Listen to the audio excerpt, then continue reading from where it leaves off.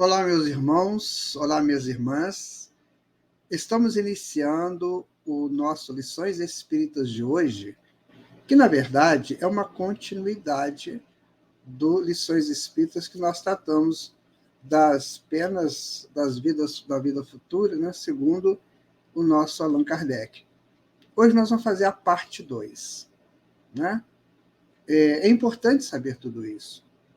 Por quê? Nesses 32 artigos, o Allan Kardec vasculhou toda a possibilidade de dúvida das pessoas com relação a esse tema.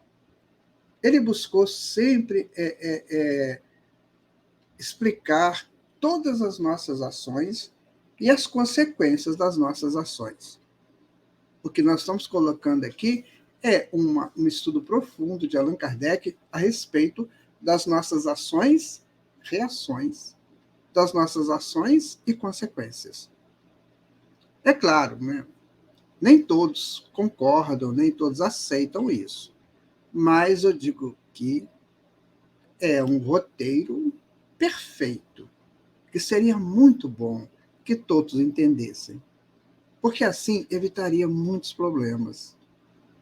Eu acabei de receber uma pergunta agora de uma companheira de luta de vida, né, que ela me fez a seguinte pergunta. Eu vou até colocar para vocês aqui, para vocês verem a quantidade de dúvidas que nós temos hoje, né? Ela colocou: Guaraci, por que nenhum desencarnado comenta em suas mensagens de onde viemos e para onde iremos? Tem algum livro que fala? Me parece que o discurso é sempre o mesmo. Estou aqui com o vovô, a vovó, estou estudando em uma escola para recém-desencarnados, estou num lugar tranquilo com um belo jardim repleto de rosas, etc. Então, eu disse para ela o seguinte, que, na verdade, estar desencarnado não significa saber tudo. Só os espíritos superiores o sabem. São essas dúvidas que muitas vezes pairam nos corações, nas mentes das pessoas. Então, o meu ente querido desencarnou, como é que ele está? O que ele está fazendo? Então, a resposta que nós temos a partir desses dois estudos, né, Código Penal da Vida Futura 1 e 2, é que nós vamos saber mais ou menos. Vai depender muito de como ele viveu aqui, vai depender muito de como ele aceitou as suas provações, porque todos nós que estamos encarnados temos provações, temos expiações a serem feitas. Temos que limpar, tirar a casca pesada, a casca dura do coração, muitas vezes cheio de ressentimentos, de mágoas, de ódio, de não perdão. Então, só teve um espírito neste mundo que não tinha nada para expiar e nem para provar, que é o Senhor Jesus. Os outros, todos, sempre teve uma coisa para se consertar. Então, quando a gente vai desencarnar, nós vamos para o local coerente com a nossa possibilidade, com o nosso mérito, com os nossos esforços, e isso é muito justo. Porque não seria justo se uma pessoa que vivesse uma vida completamente atabalhoada, atropelando tudo e todos, e chegasse no mundo espiritual e tivesse um local de paz e tranquilidade, né? Então, aqueles espíritos que trabalham, que lutam, que fazem o bem, como que seria para eles? Então é tudo muito justo. Você obrou bem a tua encarnação, você vai ter um desencarne tranquilo e uma vida futura no mundo espiritual também tranquilo. Porque você precisa crescer, evoluir. Agora, se não, se a pessoa sai daqui cheia de mágoas, cheia de queixas, reclamando de tudo, brigando com tudo, principalmente com Deus, vai chegar no mundo espiritual em que condições? Olha, o corpo físico ele abafa muitas energias que estão circulando em torno de nós. E isso nos ajuda para que a gente possa viver uma vida um pouquinho mais tranquila, para que a gente possa realizar aquilo que viemos realizar. E uma vez fora do corpo físico, que funciona como um escudo para o perispírito, aí seremos só nós e o perispírito. E aí as frequências chegam. Então, se eu sair daqui completamente alucinado, com raiva, envergonhado, envergonhada, se eu sair daqui brigando com tudo e com todos, reclamando de tudo, imagina quando chega no mundo espiritual. As frequências aumentam e aí a pessoa fica mais complicada ainda, porque é natural. Foi o que ela cultivou, é a mente dela que atrai esses problemas, não é um castigo de Deus que está lá esperando, não. É a própria mente do indivíduo desencarnado que atrai essas frequências pesadas, confusas, desorientadas. Então, nesse estudo do Allan Kardec, ele está colocando exatamente isso. Como que será a nossa vida futura? Será de acordo com aquilo que nós realmente realizarmos aqui. Tente ver. Não sei se você já viu o outro estudo, né? Que é a parte 1, Código Penal da Vida Futura, parte 1, e agora é a parte 2. Vale a pena você ver os dois, se ainda não viu o outro. Não viu o outro. Está aqui no YouTube, né? Do Gresg, é só você buscar lá que você vai assistir. Então vamos começar o nosso estudo de hoje. Né? Aqui está, né? Código Penal da Vida Futura, parte 2, Lições Espíritas. Será que somos todos iguais? Sim, fomos nascidos iguais, simples e ignorantes, mas cada qual com a sua individualidade, que é própria e expande-se infinito afora. Isso é lei. Então, amigos, uma coisa que nós temos que analisar bastante é essa possibilidade de que nós estamos permanentemente evoluindo. Às vezes, os nossos entraves que poderiam prejudicar essa evolução, nós temos que arrumar. Então, uma pessoa vai indo muito bem. Mas é um carro, um automóvel numa estrada. Ele vai indo muito bem, mas se acontecer algum probleminha lá, ele vai ter que parar, buscar um mecânico, enfim, alguém que conserte o carro dele. E isso leva tempo, gera custos, não é nada agradável, né? A vida também é assim, a evolução também funciona assim. Nós estamos indo num caminho para Deus. Agora, se a gente dá umas travadas aí de vez em quando, né? A gente resolve fazer umas coisas que não estão muito de acordo com a proposta do divino que somos, aí vai dar problema. Principalmente se a gente já está um pouquinho mais evoluído, mais expandido. Porque é uma espiral, sabe, gente? Nós evoluímos em espiral. Então, à medida que a gente vai evoluindo, vai alcançando maiores conhecimentos, a espiral vai aumentando. Então, se houver um problema, enche aquele processo da espiral com aquele problema. Porque uma vez feita a primeira vez, você vai fazer a segunda, a terceira, a quarta e a quinta, até chegar a um nível que a própria vida diz, agora não dá. Agora tem que arrumar isso aí, tem que melhorar isso aí. Aí que entram as expiações, entram as provas, entram as vidas difíceis, entram os encontros desagradáveis que a gente não queria ter, mas que precisa ter para consertar tudo. Então nós temos que estar bem atentos àquilo que nós escolhemos. As nossas escolhas têm consequências, boas ou más. Então observe bem se a tua escolha está dentro dos parâmetros da lei de Deus, que o Senhor Jesus trouxe para nós através do seu Evangelho. Para isso é preciso estudar o Evangelho, é preciso entender, é preciso buscar, porque só assim que a gente vai conseguir. Nós não buscamos avidamente por um bom emprego, por um salário melhor, mas isso é só aqui para o plano físico. E nós somos espíritos para o infinito. Então, temos que ver com o mesmo ímpeto que a gente busca um bom emprego, um bom salário, a gente tem que buscar uma boa participação na lei de Deus. Porque, de alguma maneira, nós receberemos, né, aquilo que nós fizermos. Cuide disso, preste atenção nisso. Então, aqui está a Código Penal da Vida Futura, parte 2. A gente vai mostrar aqui para vocês algumas definições, né? O que é penal, né? Então, penal é relativo a penas, que impõe penas, né? Que é uma fundação que o Estado implica ao delinquente, né? E, que faz uma contravenção, qualquer que seja ela, né? Por meio de crime ou outro tipo de contravenção que tenha cometido com a finalidade de fugir da lei, né? E é preciso evitar, então, a prática das más participações, porque vai gerar infrações. A pena é a punição que o Estado impõe ao delinquente ou contraventor em processo judicial, por motivo de crime ou contravenção que tenha cometido com a finalidade de exemplá-los e evitar a prática de novas infrações. Está aí. Se nós temos isso aqui, olha você, se nós temos isso aqui no mundo físico, imagina no mundo espiritual.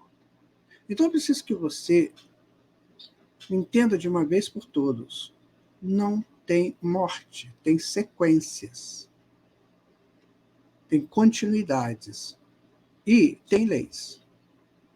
Então, se nós temos que cumprir essas leis aqui no plano físico, as leis do país, as leis do Estado, do município, imagina no mundo espiritual. As nossas leis aqui ainda são falhas, lá não. Lá é corretíssimo, né? Então, um código é um conjunto de leis, é um conjunto metódico e sistemático de disposições legais relativas a um assunto ou a um ramo do direito. É uma coleção de regras e preceitos. Como tem aqui, tem no mundo espiritual. Não tenho dúvida disso. Não se faz nada que não tenha retorno. Guarde isso com você. Tudo tem retorno, para o bem ou para o mal. Um copo d'água dado em nome do bem retorna para você com aquele mesmo bem que você ofereceu. Agora, qualquer outra ação feita contra alguém ou contra qualquer coisa retorna também. Há pessoas que adoram, né, prejudicar o outro, né, que adoram criar uma injúria para prejudicar, para ele ganhar, tirar vantagem com isso. Sabe? É bom pensar seriamente, sabe, meu irmão, minha irmã, porque isso tudo tem retorno. Tudo. O que você faz retorna para você. Não é? Em todos os tempos, o homem acreditou por intuição que a vida futura deveria ser feliz ou infeliz, em razão do bem e do mal que se faz neste mundo. A situação do espírito depois da morte é a consequência direta das suas inclinações, seja para a matéria, seja para os bens da inteligência e do sentimento. Aqueles que, desde a vida terrestre, conheceram a verdade e serviram à sua causa, recolhem, logo que desencarnam, o benefício das suas investigações e trabalhos. Está no livro, né, O Problema do Ser, o Destino, do Leon Denis. É um livro extraordinário que você deveria buscar para ler, se você ainda não conhece esse livro. E vale a pena. Então, aí está, minha gente. Nós já sabemos disso. E por que a gente comete os enganos? Às vezes a pessoa vai muito bem. De repente tem um problema, tem uma situação qualquer na vida, aí começa a blasfemar. Começa a ser ingrato com Deus, que dá para ele o verdura, o cereal, que dá para ele os legumes, as frutas, que dá para ele o ar que ele respira. Tudo isso vem de Deus. Ou você acha que algum lavrador cultiva, cria a cenoura, a alface? Não, ele só planta semente. Agora, quem produz é a terra, é a natureza. E você paga o quê? O transporte até a sua casa. Então, meu amigo, minha amiga, preste atenção. Vamos ser mais gratos a Deus, que nos enche de graças o tempo todo. Então, se a gente começar a pensar nisso com mais seriedade, a gente deixa de se complicar tanto com a lei de Deus. Guarde-se disso. Muito cuidado, você que está, como eu, encarnado ou até desencarnado, que esteja nos assistindo, muito cuidado com isso. Não infringam essas leis divinas, porque elas são poderosas, elas que determinam a unicidade das coisas. As leis morais, lei do amor, lei da justiça, lei da caridade, né? E as demais leis da física.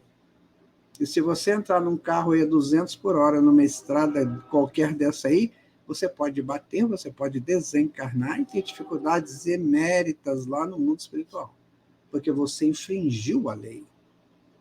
Então, cuidado, muito cuidado, meu irmão, minha irmã, cuide de você, tá? Porque o Papai do Céu está cuidando, agora você precisa cuidar também. Vamos agora para o artigo 18, né? Nós fizemos no estudo anterior até o 17, não sei se você se lembra, se você viu. Agora, a partir do 18, né? Artigo 18 do Código Penal da Vida Futura, que está no livro Céu e Inferno, no capítulo 7 da primeira parte. É o livro da codificação, tá? Escrito por Allan Kardec. Então, ele vai dizer o seguinte: os espíritos imperfeitos são excluídos dos mundos felizes, cuja harmonia perturbariam. Ficam nos mundos inferiores e a expiarem as suas faltas pelas tribulações da vida, e purificando-se das suas imperfeições, até que mereçam a encarnação em mundos mais elevados, mais adiantados moral e fisicamente. Se pode conceber um lugar circunscrito de castigo, tal lugar é, sem dúvida, nesses mundos de expiação, em torno dos quais pululam espíritos imperfeitos, desencarnados à espera de novas existências que lhes permitam reparar o mal, auxiliando-os no progresso. Então é assim, né, meu amigo? Não cumpriu a lei, chegou no mundo espiritual, está mal à beça, pode ser que o remédio, né, a melhoria disso, seja ir para um mundo menos evoluído que a Terra, para poder chegar lá e, sabe, viver naquela situação, naqueles ambientes, muitas vezes hostis, tudo aquilo que você já aprendeu. Hoje nós já temos leis sociais, né? Já temos coisas que a tecnologia criou para nós. A gente pode ir para um mundo desse aí, que a lei social é a lei da valentia, a lei do mais forte, como foi aqui na Terra no passado. E não tem nada disso que a tecnologia nos oferece hoje. Tem que lavar a roupa na mão, não tem máquina de lavar, não tem geladeira, não tem nada disso.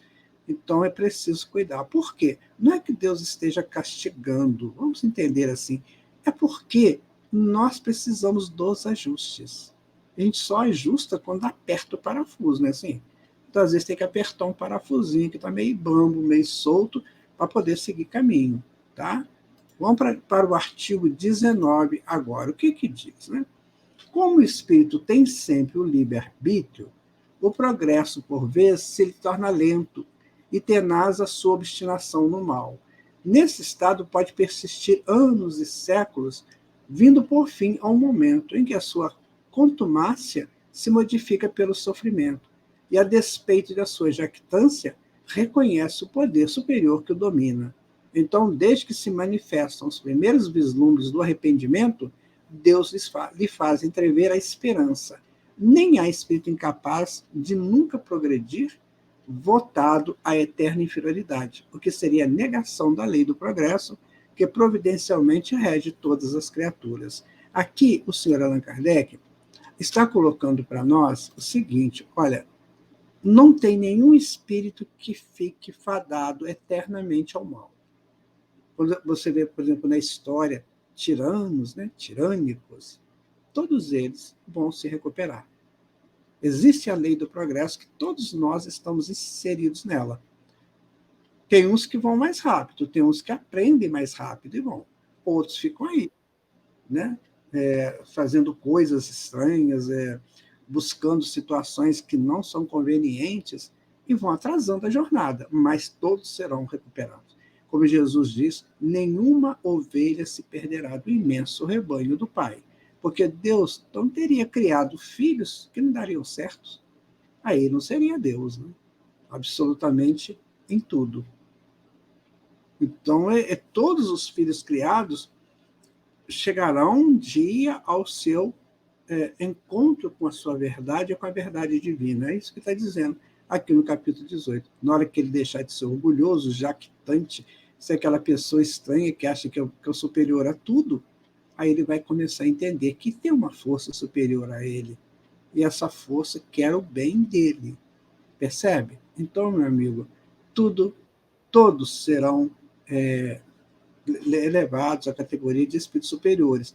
Mas, é como diz a própria história, a própria doutrina espírita, há que se trabalhar para isso, porque não vem de graça, não.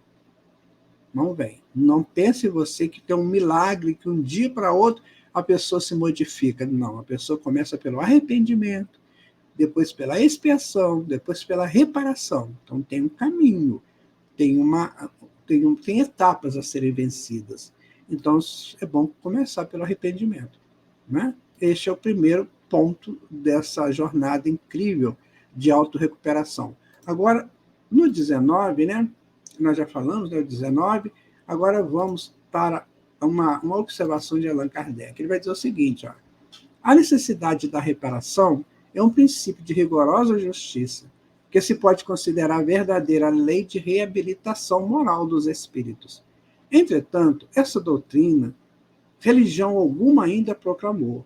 Algumas pessoas repelem-na porque acham mais cômodo o poder quitarem-se das más ações por um simples arrependimento que não custa mais que palavras, por meio de algumas fórmulas, contudo, crendo-se assim quites, verão mais tarde se isso lhes bastava.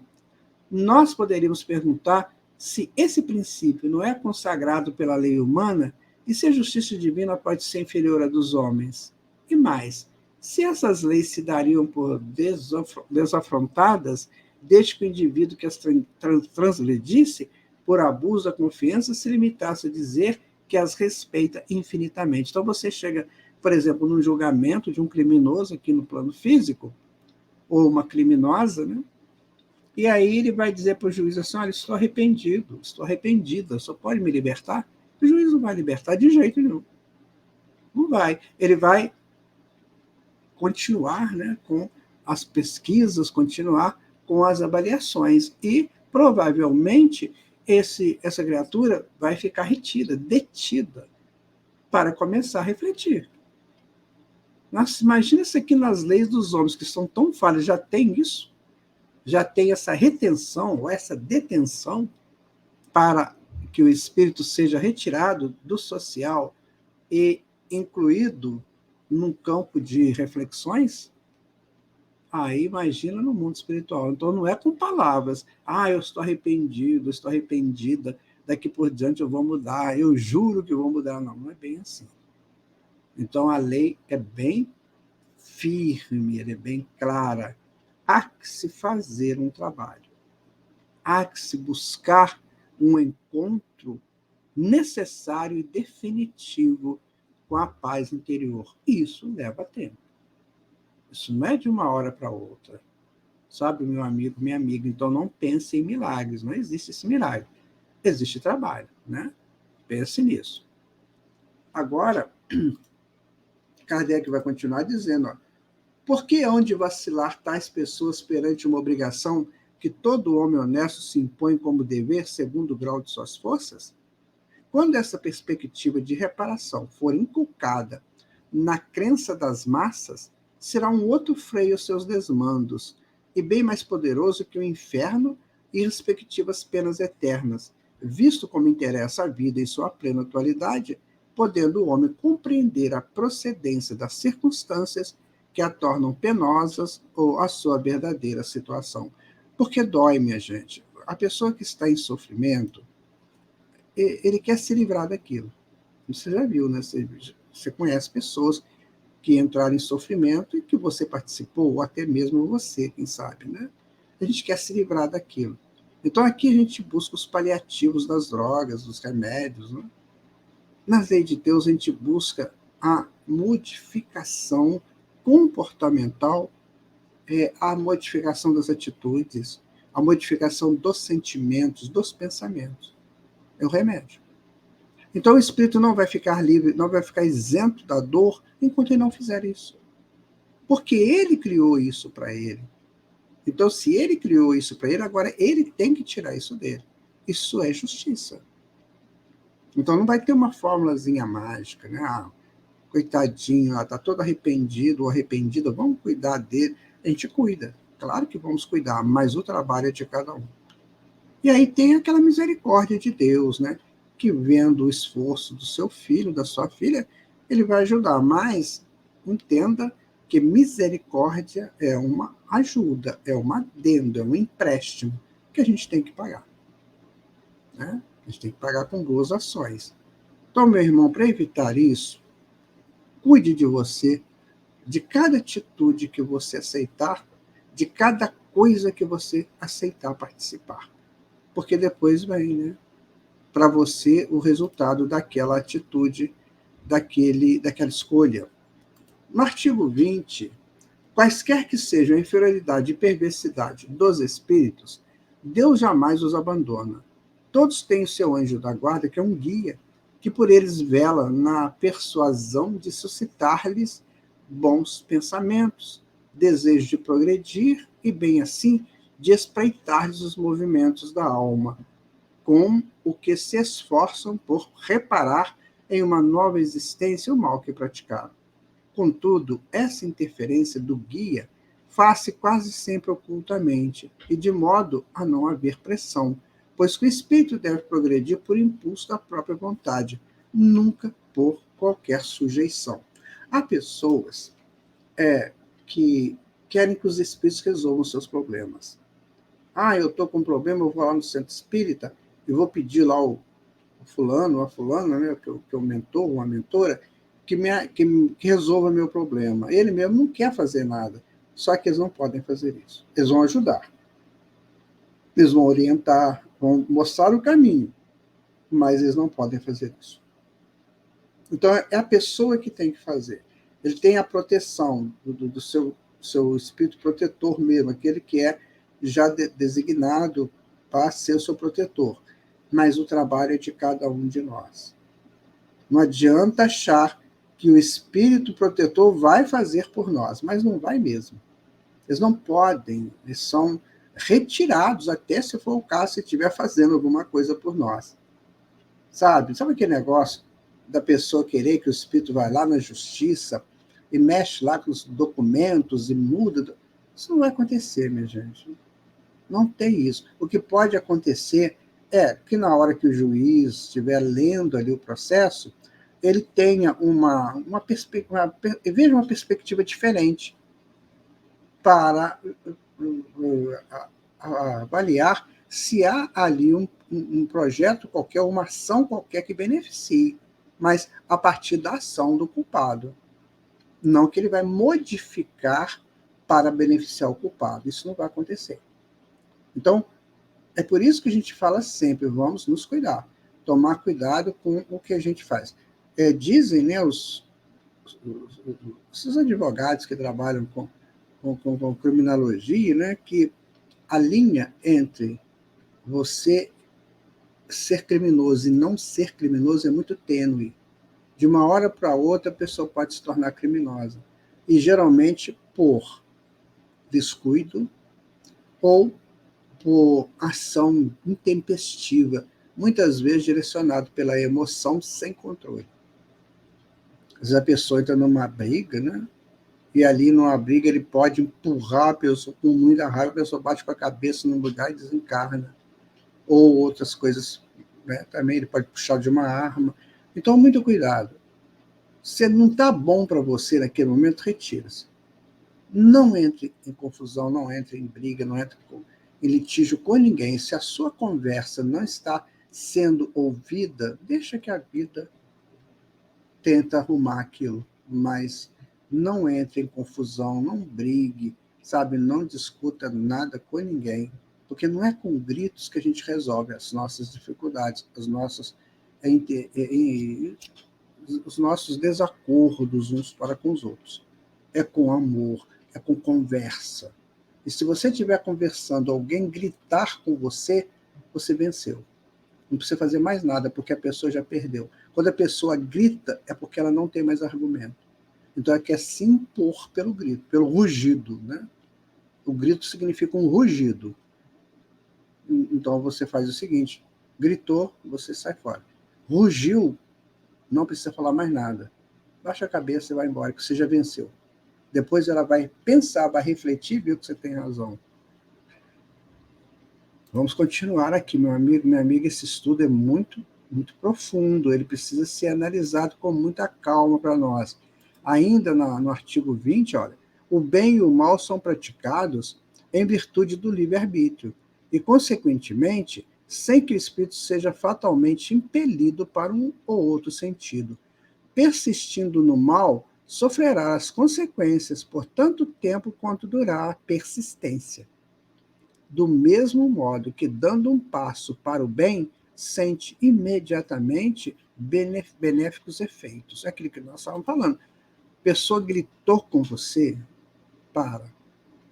Você viu que não tem como continuar naquele projeto ali? Não continue.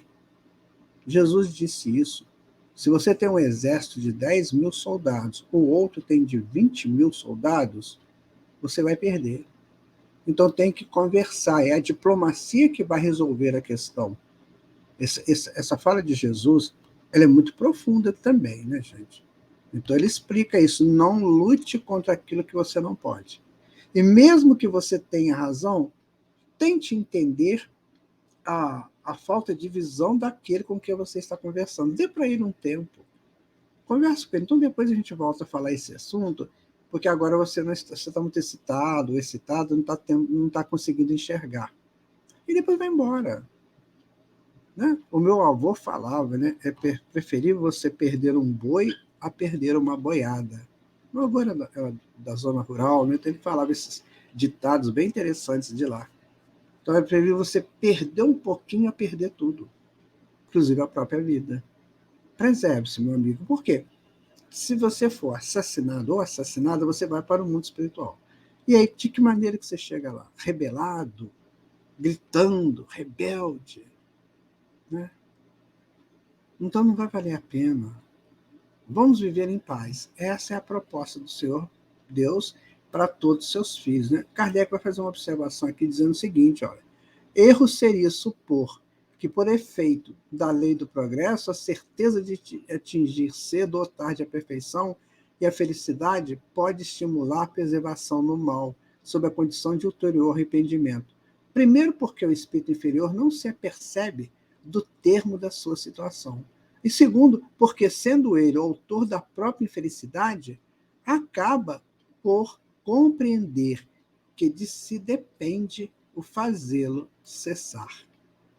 Que por tanto tempo quanto perseverar no mal, será infeliz. Finalmente, que o sofrimento será intérmino se ele próprio não lhe der fim.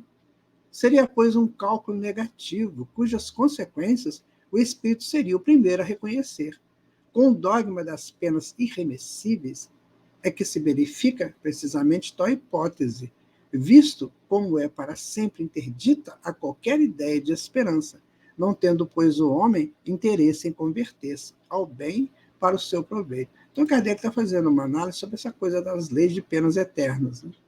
Então, olha, se eu não tenho remissão, se eu não consigo me resolver perante as leis, se eu estou fadado a sofrer eternamente, então para que eu vou lutar por isso?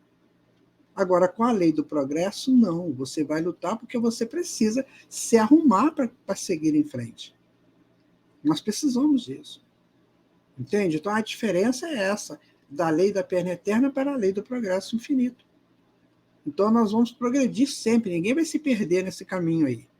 Eu posso atrasar a caminhada e sofrer muito, mas eu estarei sempre indo em direção a Deus, porque Ele me quer, Ele precisa de mim, Ele me criou para alguma coisa.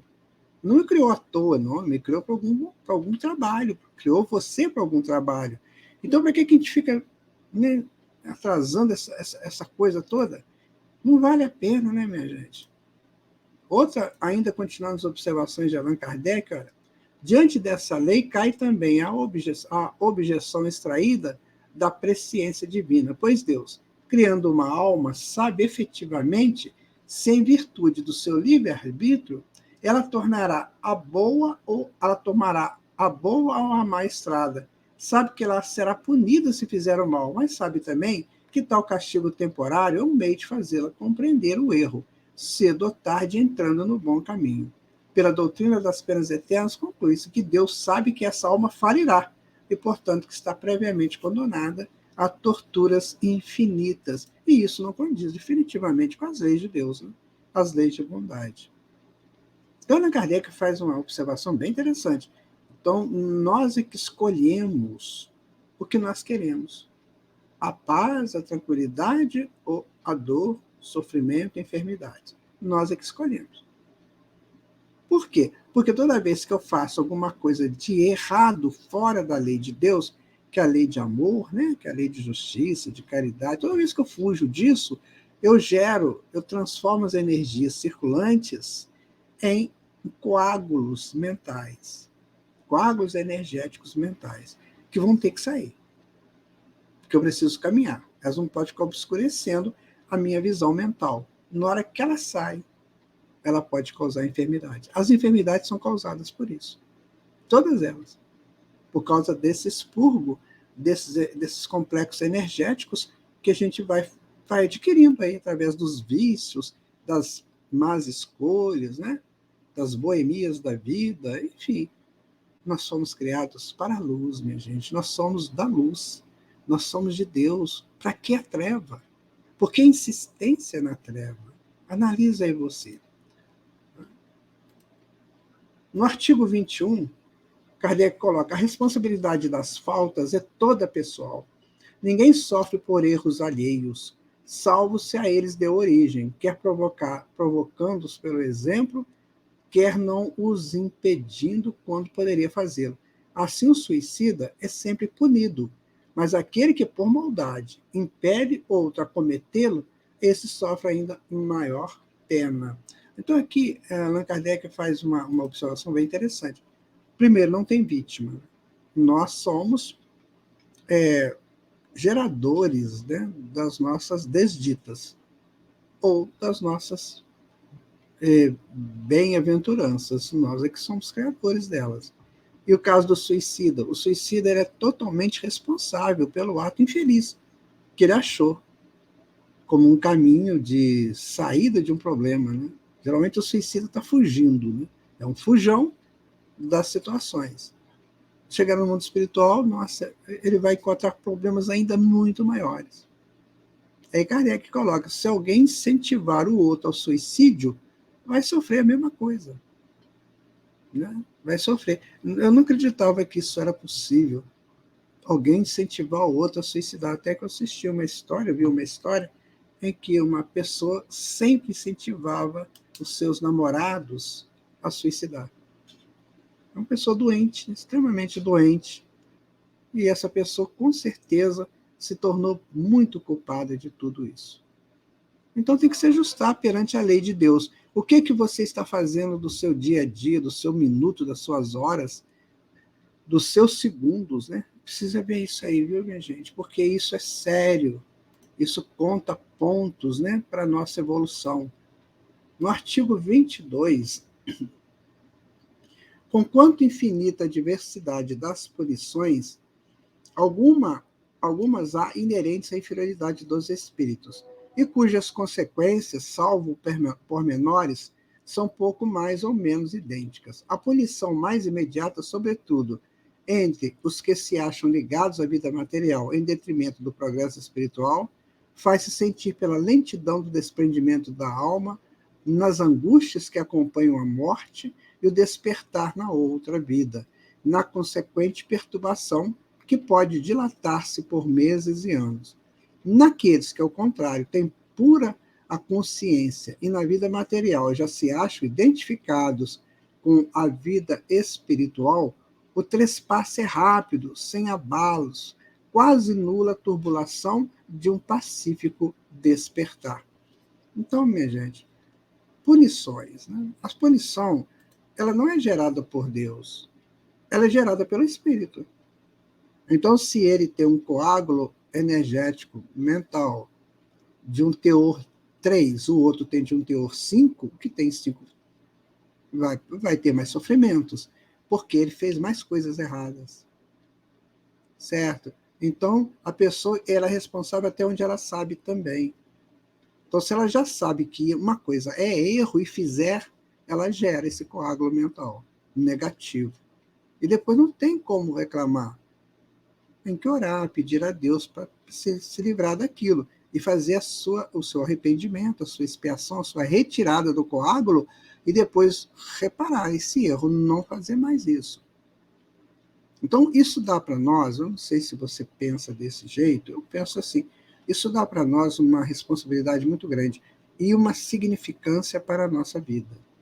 Então, eu estou sendo moldado pela lei para ser um espírito de luz.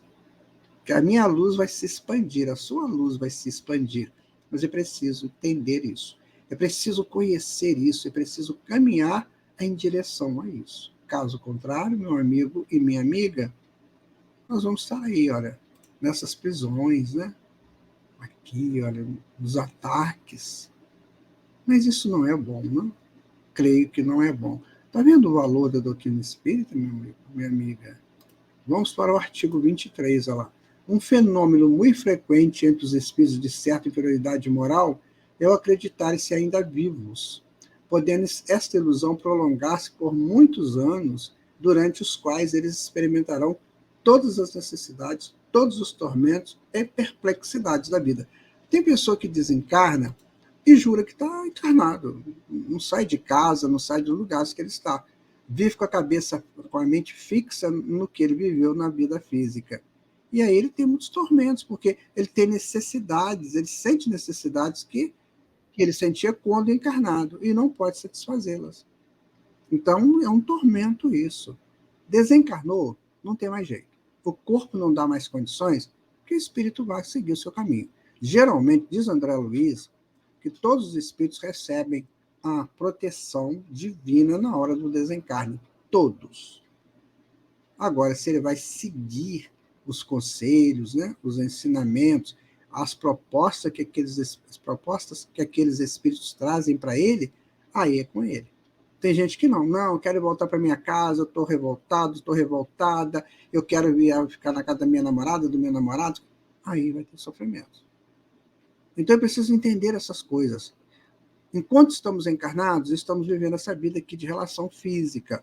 No dia que desencarnarmos, nós não vamos estar mais aqui. Então vamos pedir a Jesus, me encaminhe, por gentileza, Senhor, para que eu possa, pelo menos, estar no lugar onde eu possa refletir e cada vez mais cuidando de mim. Então guarde isso com você, porque uma hora dessa, alguém pode desencarnar e não aceitar o desencarne. Eu já vi pessoas desencarnadas que não aceitaram o desencarne. Estavam em sofrimento profundo, porque não podem voltar, entendeu? Por mais lembranças que ele tenha, como essa moça aqui, olha, por mais lembranças que ele tem da vida de encarnado, não vai voltar naquela encarnação, não. Só numa outra futura. Então agora é aprimorar-se para outra encarnação, não é isso? Artigo 24, olha. Para o criminoso, a presença incessante das vítimas e das circunstâncias do crime é um suplício cruel. Então, tem pessoas que, né, assassinam outras pessoas, ou, sei lá, tira a paz de outras pessoas, chega lá no mundo espiritual, parece que estejam todos esperando. Todos. Para fazer isso aí. Para trazer essa pessoa também nas prisões deles. É claro que essa cela aqui significa uma cela mental, né? E eles estão presos nas revoltas, nas prisões mentais deles. Aí, quando vê o indivíduo que causou aquilo, que eles acham que foram vítimas deles, né? Aí vai ter esse problema.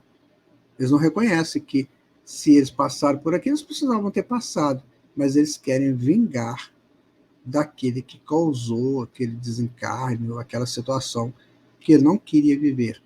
Então, muito cuidado, porque se eu fizer mal para alguém, e essa pessoa pode estar me esperando no mundo espiritual, se já estiver desencarnado. Pode me esperar. E aí, como é que fica? Fica ruim, não fica? Guardemos essas informações, meus amigos, porque isso é muito sério.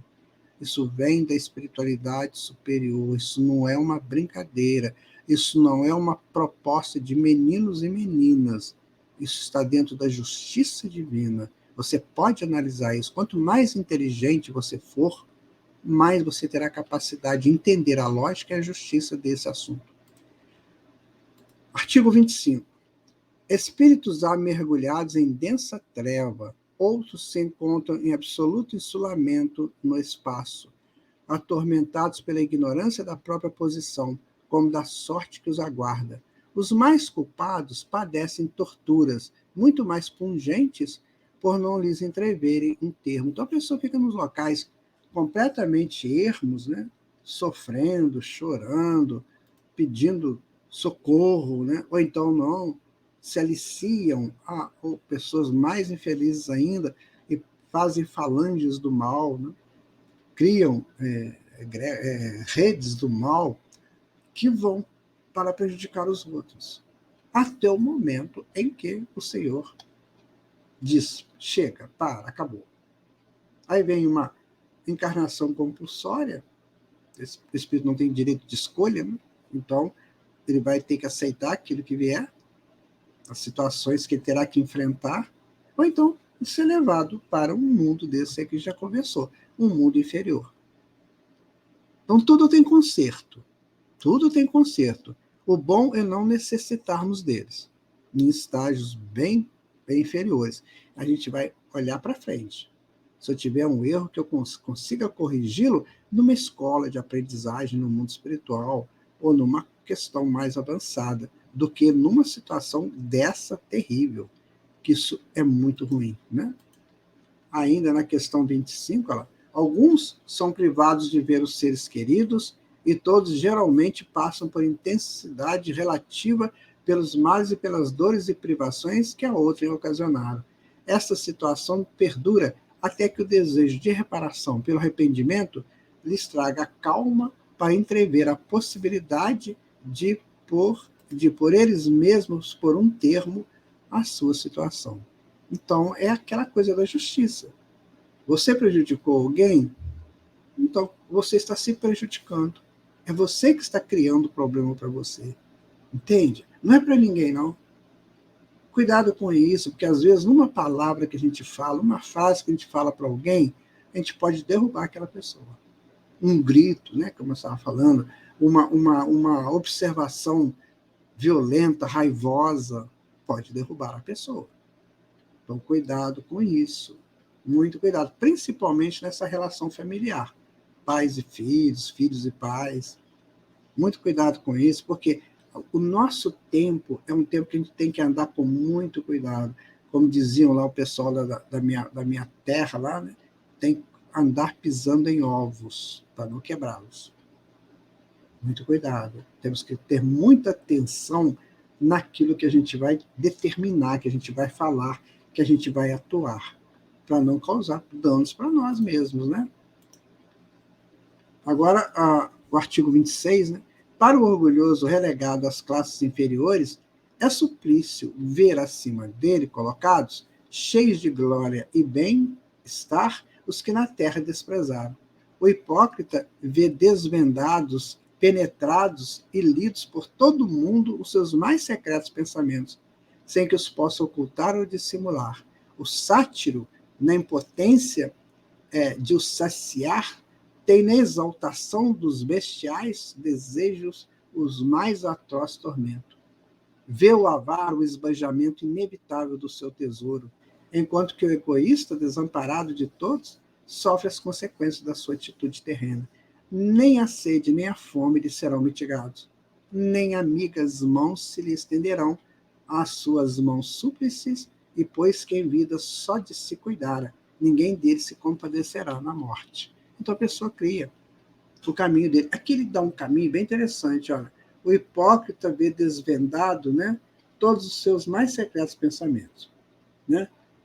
O sátiro, na impotência de o saciar, tem na exaltação dos bestiais desejos o mais atroz tormento. O avaro vê alguém acabando com a sua fortuna, com o seu dinheiro. Né? O egoísta, desamparado de todos, sofre as consequências da sua atitude terrena. Está vendo? É tudo muito assim, é tudo muito justo. Então veja você como é que está atuando aí na vida. Você é um sátiro, você é um egoísta, você é um avaro, você é aquele que guarda dinheiro, guarda dinheiro, guarda dinheiro, não sei para quê. Aí depois que você desencarnar, alguém vai lá e vai tirar tudo e vai esbanjar. Isso vai ser um sofrimento. Cuidado, porque é muito sério, né? Quando a pessoa desencarna, levando esses prejuízos médicos e morais com ele. Porque, naturalmente, isso virá à tona, né? Virá à tona. E aí, ele lá no mundo espiritual, ela, sofrerá as consequências. Todo mundo está sabendo quem realmente ele é, né? Ou ela é, ou foi, na encarnação. no artigo 27, o único meio de evitar ou atenuar as consequências futuras de uma falta está no repará-la, desfazendo-a no presente. Quanto mais nos demorarmos na reparação de uma falta, tanto mais penosas e rigorosas serão no futuro as suas consequências. Você machucou um coração? Vai lá, conserta, né? Porque é necessário você fazer isso. Cuidado, sabe, meu amigo, minha amiga, você que gosta de brincar com sentimentos alheios, tanto moços, moças, homens, mulheres, né? Cuidado com isso, não brinque com o sentimento dos outros. Se você não quer estar com uma pessoa, não tem esse projeto com uma pessoa, não iluda essa pessoa, porque você pode estar se complicando muito seriamente para a próxima e futuras encarnações, porque essa pessoa que você está iludindo é filho ou filha de Deus. Né? Você não gostaria que ninguém fizesse isso com seu filho, gostaria, ou sua filha? Então não faça, não brinque com os sentimentos dos outros, não prometa nada que você não possa cumprir, porque você pode estar mexendo com sentimentos profundos, muito profundos, e de pessoas que estão acreditando em você. E dali a pouco você diz assim, não deu, eu pensei que dava, sabe aquelas evasivas, aquelas saídas bem, bem infantis, né? Bem hipócritas, mas isso tem um custo, viu? Isso tem um custo complicado dentro das leis de Deus, porque todos são filhos do Pai, né? Todos. Vamos para o 28 agora, o artigo 28. A situação do espírito no mundo espiritual não é outra senão a por si mesma preparada na vida corpórea. Ele está repetindo isso para a gente ficar gravado isso em nós, né? Mais tarde, outra encarnação se lhe faculta novas provas de expiação e reparação, com maior ou menor proveito, dependentes do seu livre-arbítrio. E se ele não se corrige, terá sempre uma missão a recomeçar, sempre e sempre mais acerba, de sorte que pode dizer-se que aquele que muito sofre na terra, muito tinha a expiar, porque muito errou, né, gente? E os que gozam uma felicidade aparente, em que pesem os seus vícios e inutilidades, pagalazão muito caro em ulterior existência. Nesse sentido, foi que Jesus disse, bem-aventurados os aflitos, porque serão consolados. Está no Evangelho segundo o Espiritismo, capítulo 5. Então, observa que a doutrina espírita busca lá no fundo para nos explicar. Então, cuidado, porque o mundo espiritual está vindo. Daqui a pouquinho nós estamos lá. E aí não adianta ficar lá chorando, né? Fazer parte da nau dos insensatos. Naquele turbilhão de lágrimas, de tormentos, de queixas, de lamúrias. Não vai ser bom isso. Isso não é bom, meu amigo, nem para mim, nem para você, nem para ninguém. E aqui na Terra nós já temos que dar um fim nisso. O ciclo está aí da modificação do planeta. Então, se eu não entro nesse ciclo de modificação planetária, o que eu estou querendo da vida? Né? Pensa, muito sério. Artigo 29, não, é o artigo 29, né? Certa misericórdia de Deus é infinita, mas não é cega. O culpado que ela atinge não fica exonerado, enquanto não houver satisfeita a justiça, sofre a consequência dos seus erros. Por infinita misericórdia, devemos ter que Deus não é inexorável, deixando sempre viável o caminho da redenção. Aí está a grande misericórdia. É que Deus dá para nós sempre o caminho de nos modificarmos, de nos repararmos. Mas para que eu vou chegar nesse ponto? Para quê? Né? Para que eu vou chegar nesse estado lastimável de ficar aí implorando, suplicando misericórdia, se eu posso ter agido de uma maneira bem mais coerente? Então, você aí na sua profissão, né, na sua família, no seu social, entenda que o outro que está com você é filho ou filha de Deus. E que você tem que dar para essa pessoa todo a sua atenção, toda a sua ética, e mostrar para ela a sua moral. É assim que os espíritos superiores vivem. Que os espíritos em mundos felizes vivem. Agora, enquanto eu estiver vendo no outro alguma coisa de interesse pessoal, aí eu vou ter dificuldades. Porque eu posso estar pensando, ninguém vendo ouvindo meu pensamento, mas um dia esses pensamentos podem ser desvinculados, né? E visto por todos. Jesus falou assim, que não ficará nada que esteja debaixo da mesa, tudo chegará no telhado. Então vamos com calma. Entenda que qual seja a sua profissão, o outro que estiver próximo de você, seu irmão, sua irmã, precisa da sua ajuda, precisa do seu, pelo menos do seu respeito. Se você puder, você respeita, você protege e você admira. Aí ficará bom. Porque aí você não terá capacidade de fazer nada de mal contra aquela criatura. Né? Vamos para o artigo 30. Subordinados ao arrependimento e reparação, dependentes da vontade humana, as penas por temporárias constituem concomitantemente castigos e remédios auxiliares à cura do mal. Os espíritos em prova não são, pois, quais galés, por certo tempo condenados, mas como doentes de hospital, sofrendo de moléstias resultantes da própria incúria, a compadecerem-se com meios curativos mais ou menos dolorosos que a moléstia reclama, esperando alta, tanto mais pronta quanto mais estritamente observadas as prescrições do solícito médico assistente. Se os doentes, pelo próprio descuido de si mesmo, prolongam a enfermidade, o médico nada tem que ver com isso. Então tá aí, meu amigo. Agora você já sabe o porquê das enfermidades, não sabe? Você já sabe se você está enfermo ou enferma, foi você que criou isso. Foi você que buscou essa atitude para você.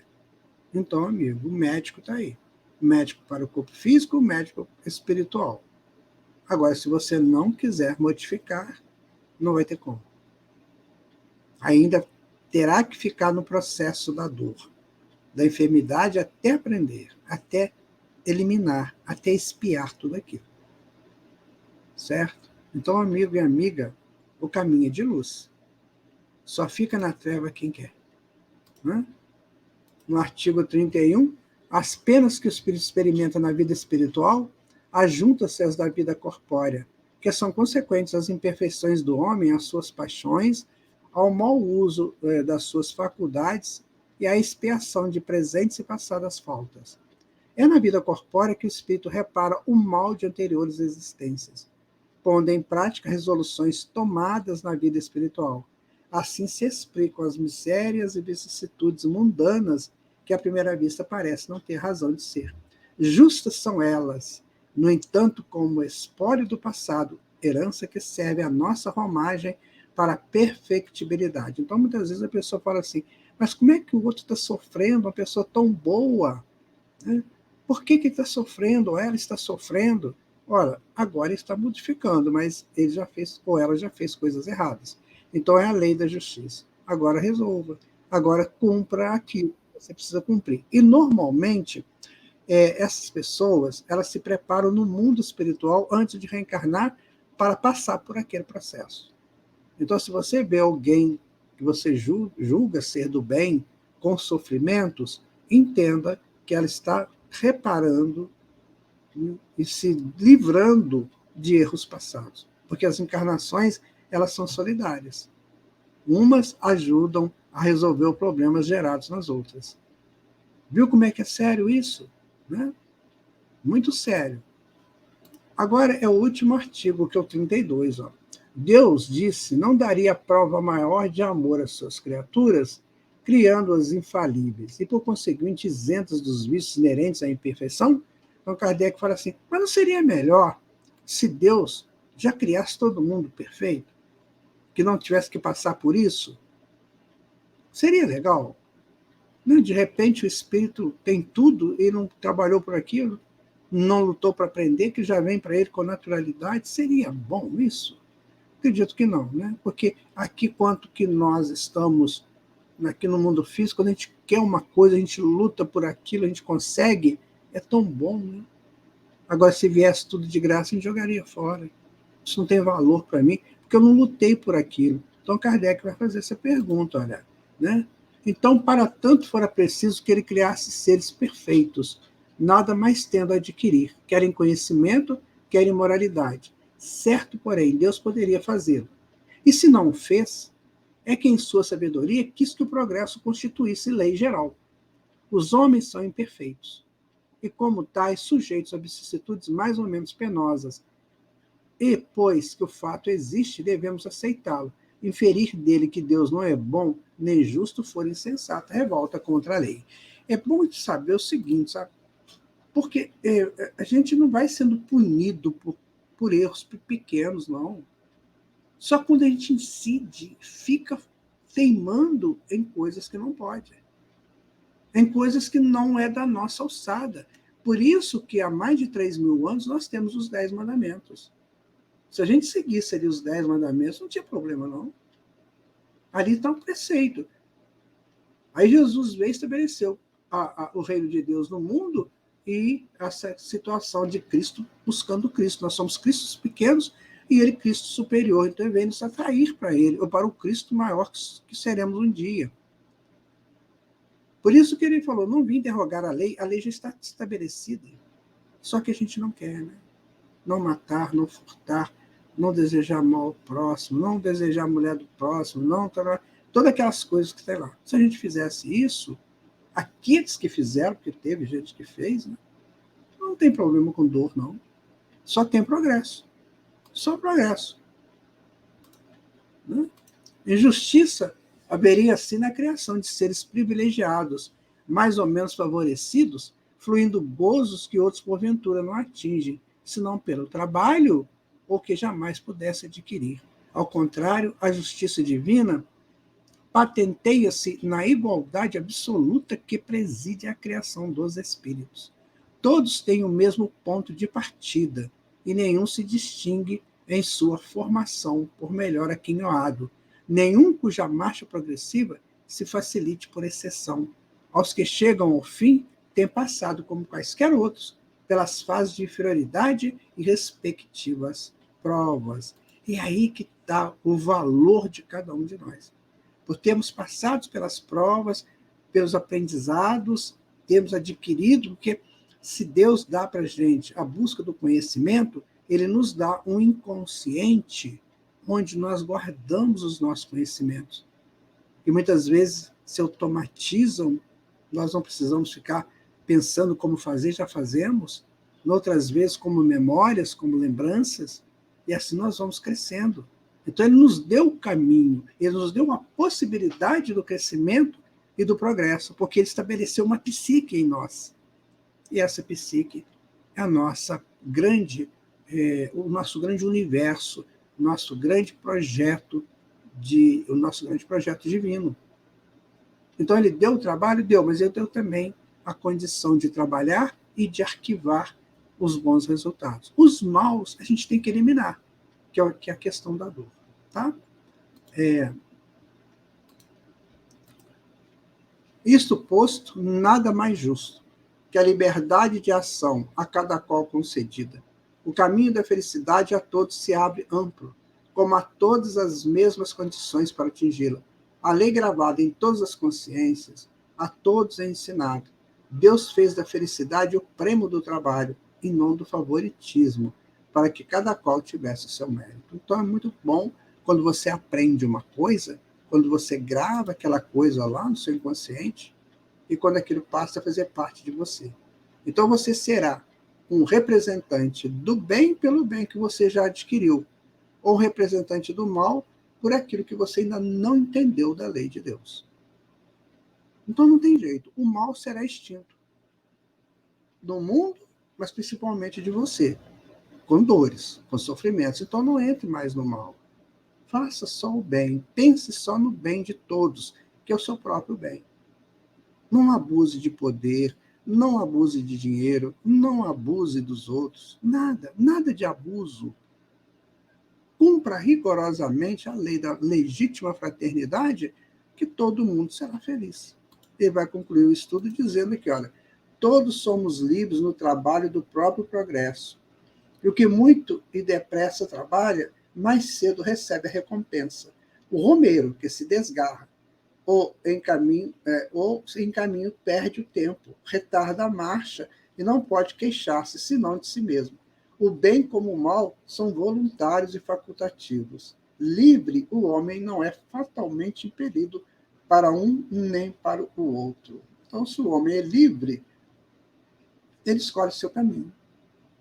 Agora, escolha, isso é que é o problema, né? As pessoas, às vezes, não param para refletir. Nós escolhemos. E se nós escolhemos, nós temos a colheita da minha escolha. Eu plantei arroz, vou colher arroz. Assim, a natureza mostra isso. Então, o que você planta, você colhe. Então, o que você está plantando? Né? Está plantando o quê aí na sua vida, na sua encarnação? Guarde bem com você, minha gente. Nós vamos concluir esse estudo. Eu percebo que é um estudo muito necessário a todos. Veja também o 1, né? Código Penal da Vida Futura 1, que já está disponível no YouTube, para você pegar o 2 também. A gente não pode fazer num só, porque ficaria muito longo.